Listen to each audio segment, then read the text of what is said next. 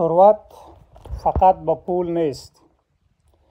دوستهای خوب و با دوام، رابطه خانوادگی مستحکم، اینها هم ثروت معنوی هستند. ثروت پایدار چیست؟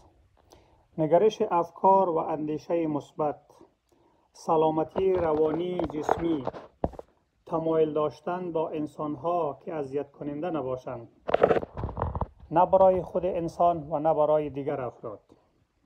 رابطه داشتن با انسانهای خوب و نیک، یک ذهن باز برای مردم، گوش دادن و انسانها را درک کردن، نظم داشتن و سلیقه خوب، عاشق بودن به خود و دوستان و شغل کاری خود، دارا داشتن ظرفیت شکست، امنیت مالی، نترسیدن یعنی نداشتن نگرانی، اضطراب، وسواس و استرس.